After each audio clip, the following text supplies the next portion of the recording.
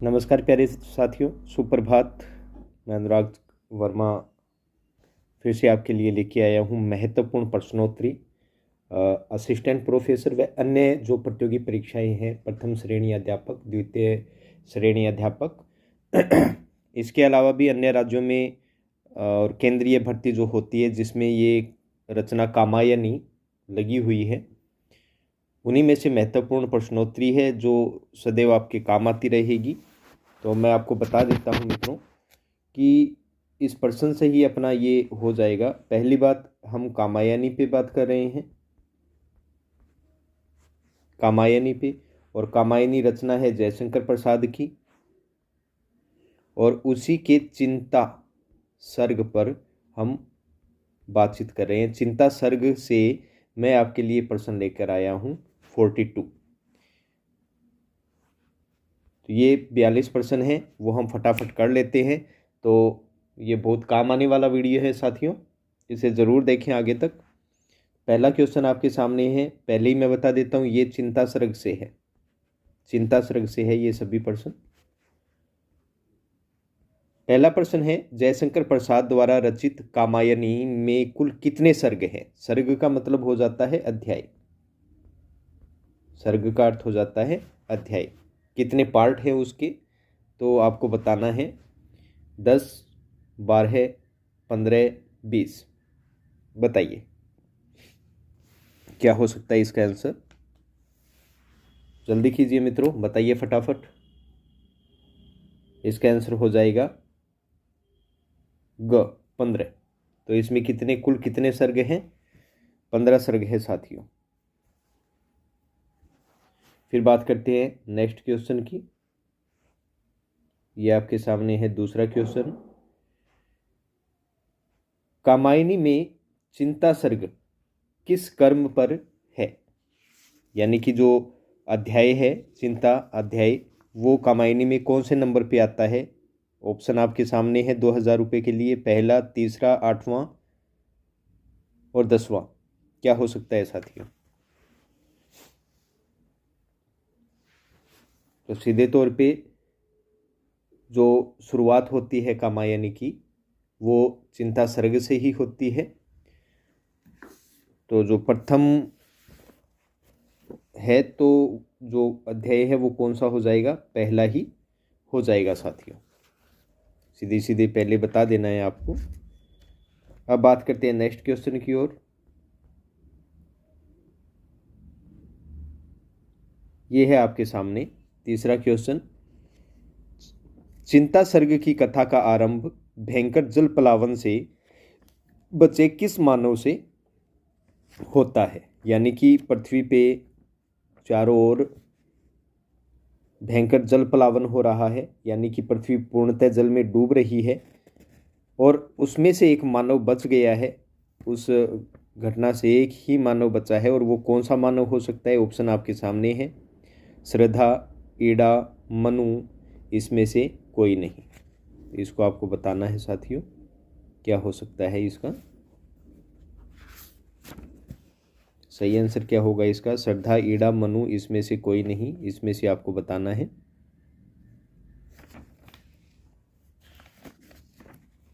इसका सही आंसर होगा मनु। मनु होता है, वो बच जाता है, बाकी और कुछ भी नहीं बचता। और अगर आप ये कहो कि भाई श्रद्धा भी इसमें बच गई थी, तो मित्रों सबसे पहली बात, चिंता सर्ग की बात यहाँ की जा रही है, चिंता सर्ग की। तो चिंता सर्ग में तो मनु ही बचता है, श्रद्धा क्या होती है बाद में आती है। तो इसको ज़्यादा लेकर नहीं चलना है अपने को। और साथ साथ में मैं आपको ये भी बता देता हूँ कि कामायनी में, यहाँ बता देता हूँ, कामायनी में कुल 15 सर्ग है, ये बात कर चुके। तो पहला कौन सा है?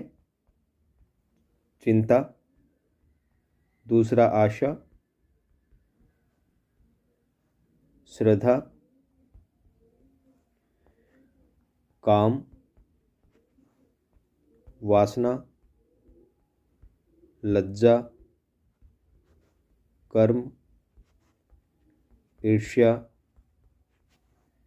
ईड़ा, स्वपन संघर्ष, निर्वेद, ये सब भाव पर दिए गए हैं। दर्शन,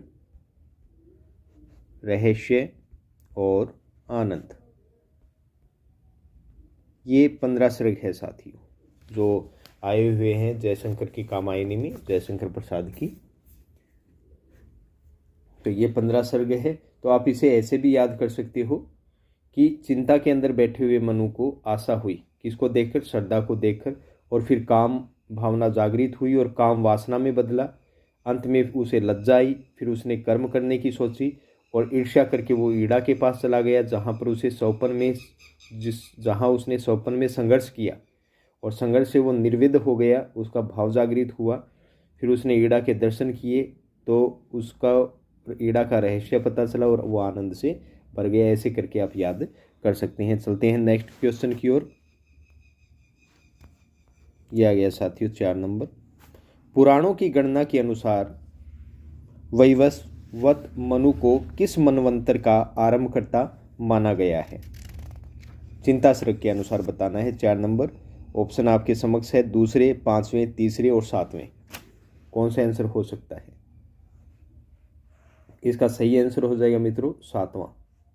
जवाब देना है आपको भी साथ साथ में। इसका सही आंसर हो जाएगा 7वां। चलते हैं नेक्स्ट प्रश्न की ओर। यह आ गया आपके समक्ष। जल पलावन के उपरांत मनु किस पर्वत की उन्नत चोटी पर बैठे विध्वंसकारी दृश्य देख रहे थे? बताना है आपको। तो जो पर्वत है उसका नाम आपको बताना है, उसकी जो उन्नत चोटी है वहाँ से आपको बताना है। आ चुका है। तो विंध्याचल, हिमालय, मद्राचल, इसमें से कोई नहीं। इसमें से आपको बताना है कौन सा सही आंसर हो सकता है। मित्रों फटाफट बताइए, बहुत काम आने वाला है। तो सीधा सीधा इसमें आंसर हो जाएगा हिमालय की उन्नत चोटी पे वो बैठा हुआ था अकेला।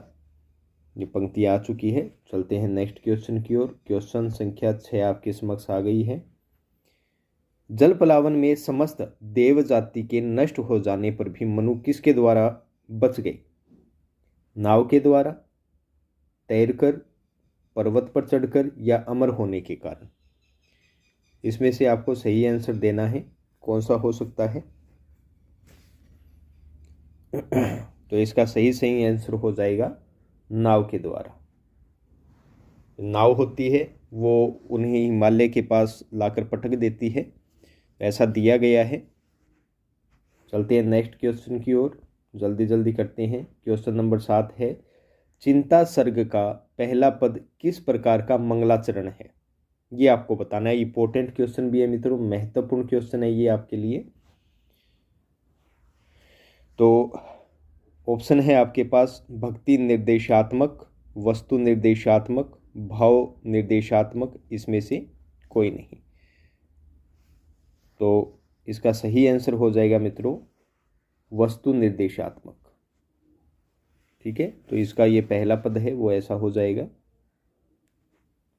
और मित्रों वस्तु निर्देशात्मक का कारण है क्योंकि प्रथम पद जो आपका था, हिमगिरी के उत्तुंग शिखर पर बैठ शिला की शीतल छाहें एक पुरुष भीगे नयनों से देख रहा था, प्रलय प्रवाह, ये था। तो इस पद के अंदर जो हिमगिरी यानी कि हिमालय का जो उत्तुंग शिखर है यानी कि ऊंची सबसे चोटी है, उससे ऐश्वर्य, कल्याण आदि का, शीतल छाह से शांति व आनंद का, पुरुष से पराक्रम का और शिला पर बैठकर एक सुरक्षित स्थान पर प्रलय प्रवाह देखने में मनस्कामना पूर्ति के संकेत मिलते हैं। अतः यहाँ पर कौन सा है? वस्तु निर्देशात्मक मंगलाचरण आया है। साथियों ये बढ़िया क्वेश्चन है, आपको बता भी दिया है। अब चलते हैं नेक्स्ट क्वेश्चन की ओर। ये आ गया आपका 8वां क्वेश्चन। प्रलय से बचने के लिए मनु ने जिस नौका का आश्रय लिया था उसे किसने अपनी पूंछ से झपाटे से हिमालय पर्वत पर पहुंचा दिया था? ये बताना है आपको। मगरमच्छ ने, घड़ियाल ने, मत्स्य ने, महामत्स्य ने? बताइए साथियों, बड़ा मतलब शातिर क्वेश्चन है। इसका सही आंसर आपको देना है।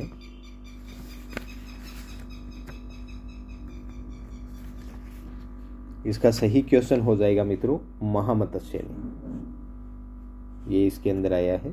चलते हैं नेक्स्ट क्वेश्चन की ओर। ये आ गया आपका 9वां क्वेश्चन। 9वां क्वेश्चन कहता है कि मनु हिमालय पर्वत की जिस चोटी पर बैठे विचार मग्न थे उसे शतपथ ब्राह्मण में क्या कहा गया है? मनोरवर्षण, शिशिहना, नौबंधन, जुदी। ये बताना है आपको। ऑप्शन आपके सामने है मित्रों।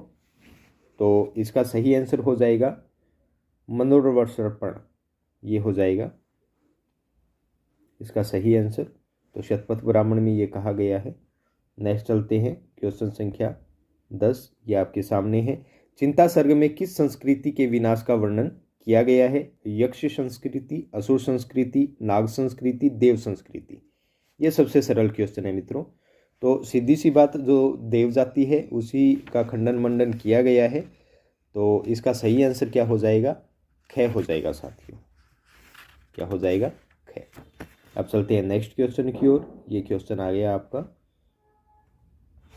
11,000 रुपये के लिए। मनु जिस स्थान पर बैठे थे उसके नीचे कौन ठांठे मार रहा था? ठांठे मतलब कौन, मतलब भिड़ रहा था, टकरा रहा था, ठीक है, यानी कि सिर पर टक रहा था। ऑप्शन आपके सामने है देवगण, महामत्स्य, अथाह जल, ज्वालामुखी। ये आपको बताना है। तो इसका सही आंसर मित्रों, महामत्स्य तो नहीं पटका था तो वो नहीं हो सकता, ज्वालामुखी नहीं थे, वो सिर नहीं पटकता, देवगण नहीं। सही आंसर हो जाएगा अथाह जल, क्योंकि जल था वो पूरी पृथ्वी जल में मग्न हो गई थी। एक हिमालय थी, उसकी चोटी बची हुई थी, तो वो पानी बार बार उससे टकरा था। नेक्स्ट क्वेश्चन आपके सामने है 12 नंबर।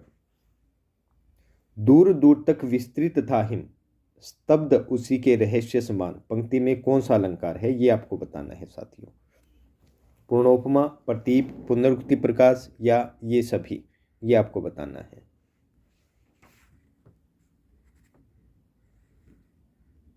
क्या हो सकता है साथियों इसका आंसर?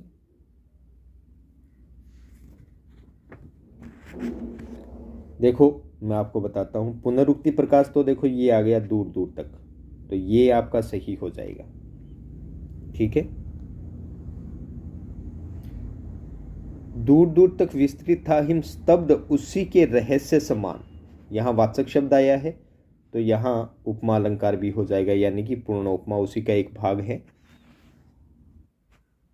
अब रही बात मित्रों प्रतीप अलंकार की, तो देखो प्रतीप अलंकार यूं हो जाता है कि प्रतीप अलंकार कहता है कि जहां पर उपमान को उपमेय अथवा उपमेय को उपमान सिद्ध करके उपमेय की उत्कृष्टता वर्णित की जाए, वहां पर प्रतीप अलंकार होता है। यहाँ पर हिम है, उसकी उत्कृष्टता यहाँ पर सिद्ध की गई है एक रहस्य को बताकर।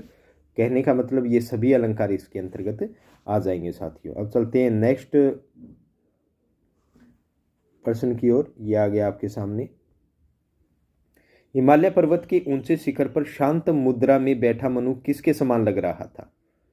तपस्वी के, तरुण तपस्वी के, प्रलय सिंधु के या शमशान के? सही आंसर आपको चुनाव करना है, क्या होगा इसमें? तो साथियों सही आंसर इसका हो जाएगा तरुण तपस्वी के समान। ये आपने पढ़ा है अच्छे से, तो बिल्कुल भी गलत नहीं हो सकता ये आपका प्रश्न। चलते हैं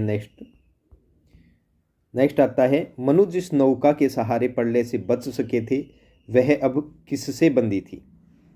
शीला से, बड़े वटवृक्ष से, देवदारू के वृक्ष से या आम्र वृक्ष से? यह आपको बताना है मित्रों।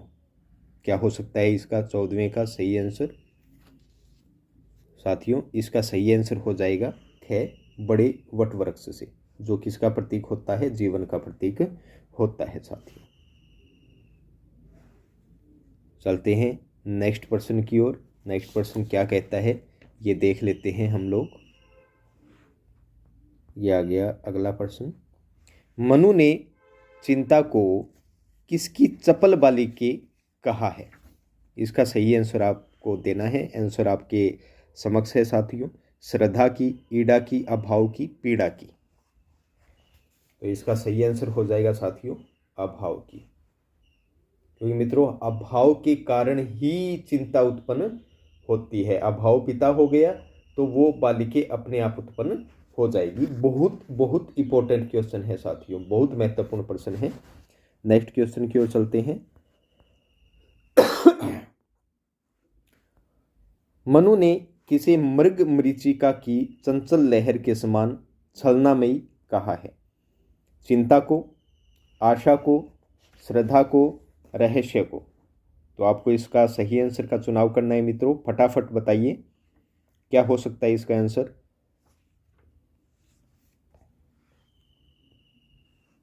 साथियों इसका सही आंसर हो जाएगा चिंता को।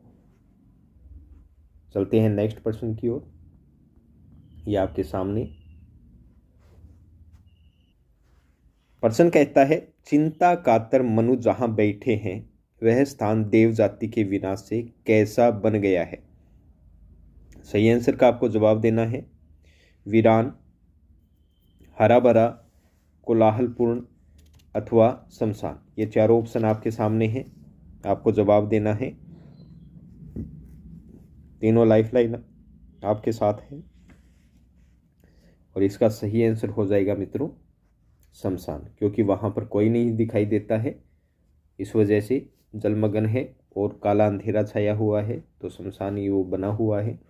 चलते हैं नेक्स्ट क्वेश्चन की ओर। ये आ गया आपके सामने मित्रों। देव जाति ने केवल किसका संग्रह किया था? योग का, सुख का, तप का, कामिनियों का? ये भी इंपॉर्टेंट क्वेश्चन है मित्रों। देखो, अगर योग उन्होंने किया होता, तप उन्होंने किया होता, तो शायद उनका विनाश होता ही ना। अब मित्रों बात आती है सुख का और कामिनियों का। इसमें से आपको बताना है कि कौन सा हो सकता है, और दोनों ही चीज़ें चिंता सर्ग में बताई गई है, तो आपको सही चुनाव करना है। सीधी सीधी सी बात है, सुख का वो संग्रह करते हैं, क्योंकि सुख का करने से धन दौलत भी रहेगी और कामिनियाँ भी रहेगी, तो ये नहीं, क्या हो जाएगा सही आंसर? सुख का। चलते हैं नेक्स्ट प्रश्न की ओर। यह आ गया आपके समक्ष। मनु ने कुछ न सुनने वाली बहरी किसे कहा है?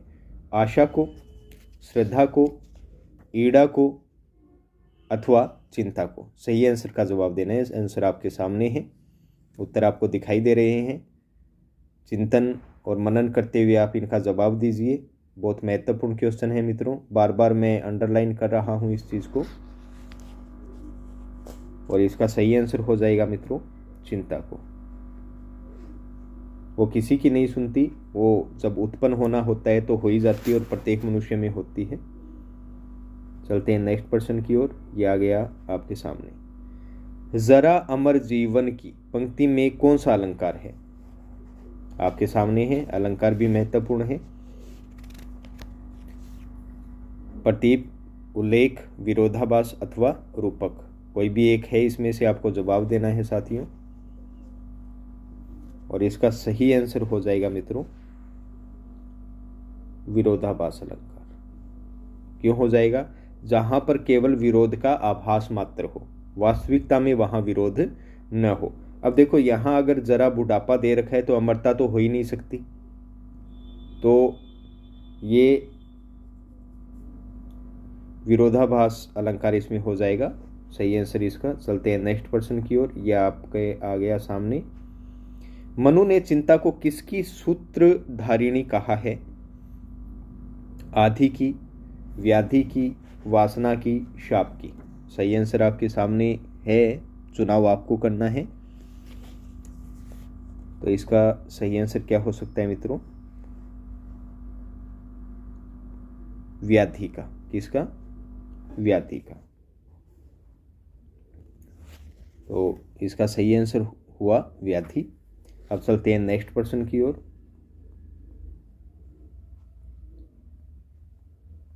ये वापस देखते हैं एक बार। ये आ गया नया प्रश्न आपके समक्ष है मित्रों। चिंता सर्ग में चिंता के किस अन्य नाम का उल्लेख है? बुद्धि का, मनीषा, मति, ये सभी? इसका सही आपको जवाब देना है। कौन सा ऑप्शन आपके हो सकता है?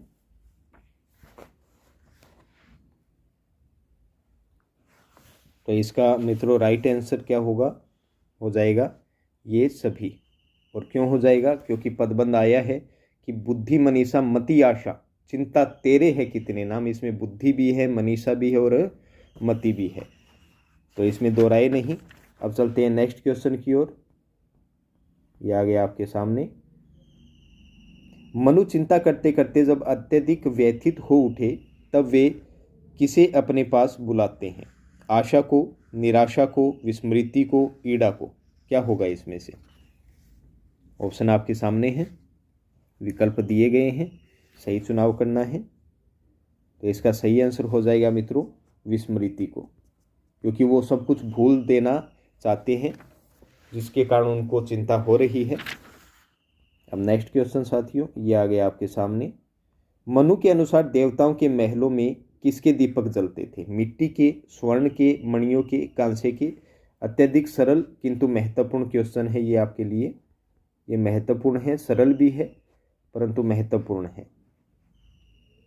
तो उनके महलों में मित्रों सही आंसर हो जाएगा मणियों के दीपक जलते थे, जिसके कारण पूरे दिन जैसा वहाँ उजाला रहता था, जो अत्यधिक सुख का प्रतीक है। चलते हैं नेक्स्ट क्वेश्चन की ओर। यह आपके सामने आ गया। देवधंभ यानी देवताओं के अहंकार के महामेघ, महान बादलों में सब कुछ क्या बन गया? जल, अग्नि, हविष्य, भविष्य। इसका सही आंसर आपको देना है साथियों। यह भी महत्वपूर्ण है और इसका सही आंसर हो जाएगा हविष्य। यानी कि जब हम कोई यज्ञ करते हैं और उसमें जो आहुति डालते हैं तो वो सब कुछ भस्म हो जाता है, ऐसा ही देवदम्भ भस्म हो गया। चलते हैं नेक्स्ट क्वेश्चन की ओर। ये आपके सामने। मनु ने अमरता के चमकीले पुतलों किसे कहा है? देवताओं को, यक्षों को, असुरों को, किन्नरों को? विकल्प आपके समक्ष हैं, क्या हो सकता है? चुनाव कीजिए। कमेंट भी कर सकते हैं आप। तो इसका सही आंसर हो जाएगा मित्रों के देवताओं को। चमकीले पुतले किसे कहा है? देवताओं को।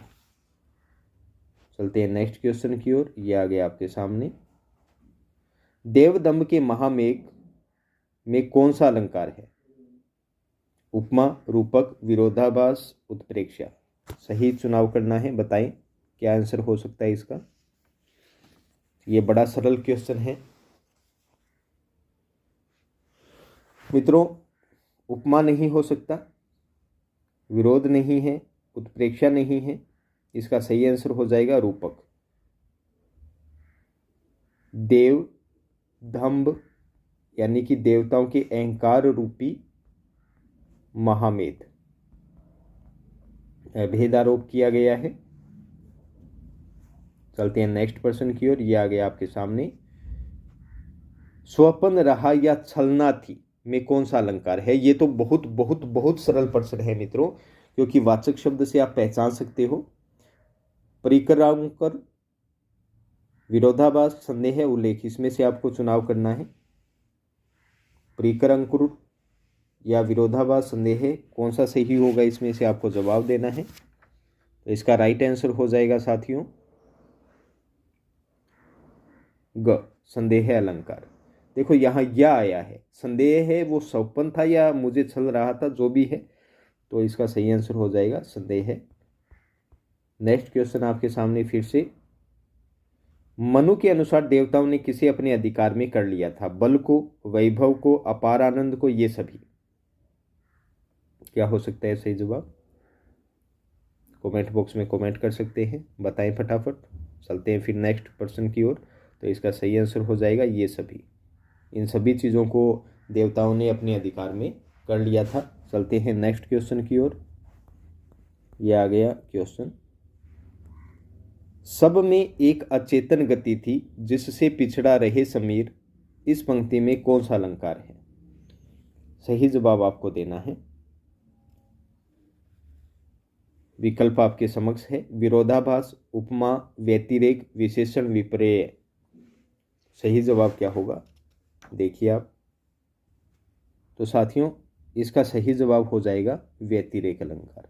और व्यतिरेक अलंकार क्या कहता है साथियों? व्यतिरेक अलंकार कहता है कि जब उपमेय में उपमान की अपेक्षा, उपमेय क्या होता है?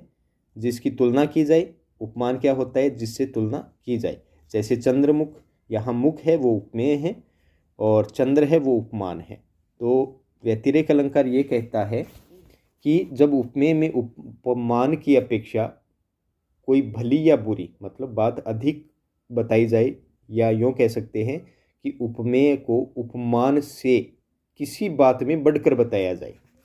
ठीक है, तो यहाँ देखो उपमान क्या है? समीर। ठीक है, और समीर की गति सबसे अच्छी होती है। लेकिन यहाँ पर एक अचेतन गति, जो मन की अचेतनता है, उसकी गति ये उपमेय है। अब उस उपमेय को उपमान से बढ़िया बताया गया है। क्यों बताया गया है? कि उपमेय जो अचेतन गति है उससे पिछड़ रहा है, समीर भी पीछे रह गया है, उपमान भी पीछे रह गया है। तो यहाँ व्यतिरेक अलंकार है। चलते हैं नेक्स्ट प्रश्न की ओर साथियों। ये आ गया आपके सामने। देवता और उनकी नारियां किसकी प्रेरणा से एक दूसरे को छूने से रोमांचित होते थे? भोगविलास की, प्रकृति की, महादेव की, इसमें से कोई नहीं। सही जवाब क्या हो सकता है बताएं?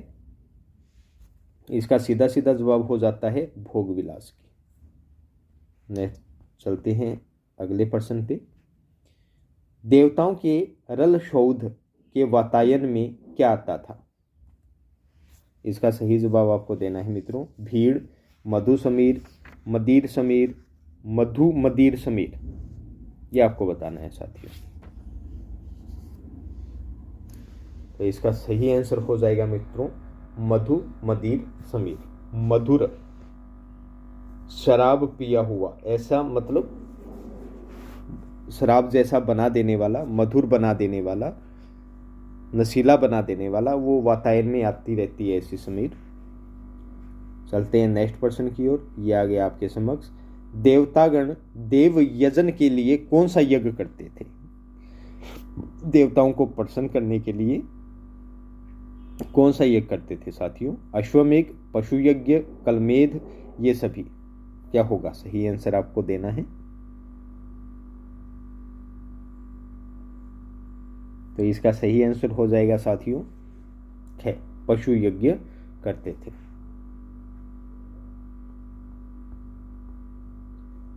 ये फिर से, देवलोक में देवकामिनी के नयनों से किसकी सृष्टि होती थी? बहुत बहुत महत्वपूर्ण प्रश्न है साथियों, बता देता हूं आपको। चंद्रकमल की, लाल कमल की, नील नलिन की, या श्वेत नलिन की? नलिन का अर्थ भी कमल ही होता है साथियों। तो पढ़ते वक्त आपने ये अंडरलाइन किया होगा। क्या होगा सही आंसर? इसका सही आंसर हो जाएगा नील नलिन की, मतलब कि नीले कमल की। चलते हैं नेक्स्ट प्रश्न की ओर। ये आ गया आपके सामने। प्रलयकालीन स्थिति में कौन से देवता व्यस्त थे? ये बहुत महत्वपूर्ण है। सीधा सीधा जवाब अगर सामान्य पढ़ा नहीं है, थोड़ा भी पढ़ा है, तो उसका सही आंसर जाता है महादेव। लेकिन ऐसा नहीं है, वो गलत हो जाएगा, क्योंकि महादेव श्रृंगारक है। ये भी नहीं, विष्णु जी भी नहीं, ये पालन पोषण के देवता हैं। तो कहीं ना कहीं ये प्रश्न एज अ संदेह में डाल देता है कि क्या इसका उत्तर हो सकता है। लेकिन इसका सही आंसर हो जाएगा वरुण देव, जो जल पानी के देवता है। चलते हैं नेक्स्ट प्रश्न की ओर। यह आ गया आपके सामने। पंचभूत का भैरव मिश्रण में पंचभूत क्या है? पृथ्वी और आकाश, जल और वायु, अग्नि, ये सभी। ये बड़ा सरल प्रश्न है, तो इसका सही आंसर हो जाएगा ये सभी। ये पंचभूतों में ही आती हैं 5 चीजें। चलते हैं नेक्स्ट प्रश्न की ओर। यह आ गया आपके सामने। प्रलय काल में समुद्र की लहरें किसके समान भयानक गर्जन कर रही थी? सिंह के, मृत्यु के जालों के, ज्वालामुखी के, इसमें से कोई नहीं। उत्तर आपके सामने है, सही विकल्प का चयन करना है। इसका सही आंसर हो जाएगा मृत्यु के जालों के समान। आ जाइए अगले प्रश्न पे। ये बहुत इंपॉर्टेंट क्वेश्चन है मित्रों। प्रलय के समय समुद्र के शक्तिशाली लहरों के थपेड़े खाकर पृथ्वी किसके समान डूबती उतारती दिखाई दे रही थी? घड़ियाल के, अजगर के, मगरमच्छ के, कछुए के? पुरानी कथाओं के अनुसार आप बता सकते हैं इसका आंसर, तो शायद तक सही हो जाएगा। इसका सही आंसर हो जाएगा कछुए के। माना जाता है कि पृथ्वी कछुए की पीठ पर टिकी है। जैसे एक कछुआ समुद्र में ऊपर नीचे होता रहता है, अपने हाथ पैरों को अंदर कर लेता है, उसी प्रकार। चलते हैं नेक्स्ट प्रश्न की ओर। ये आ गया आपके सामने। हुआ विलोड़ित गृह तब प्राणी कौन, कहाँ, कब सुख पाते, पंक्ति में कौन सा अलंकार है? मानवीकरण अलंकार, विरोधाभास अलंकार, अर्थांतरन्यास अलंकार या उल्लेख अलंकार? इसमें से सही आपको चुनाव करना है। सही चुनाव कीजिए। इसका सही आंसर हो जाएगा मित्रों अर्थांतरन्यास अलंकार। और क्यों हो जाएगा इसका सही आंसर ये मित्रों, अर्थांतरन्यास ये कहता है कि जब कोई सामान्य बात कहकर उसके समर्थन में दूसरी विशेष बात कही जाए, अथवा जब कोई विशेष बात कहकर उसके समर्थन में दूसरी सामान्य बात कही जाए। जब सामान्य अर्थ का समर्थन विशेष अर्थ से या विशेष अर्थ का समर्थन सामान्य अर्थ से किया जाए, अर्थात जो दो वाक्यों में समर्थ्य समर्थक भाव हो, तब अर्थांतरन्यास अलंकार होता है।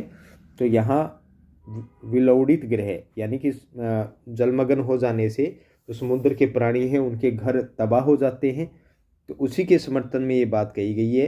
तब बताओ प्राणी कौन, कहाँ, कब सुख पाते?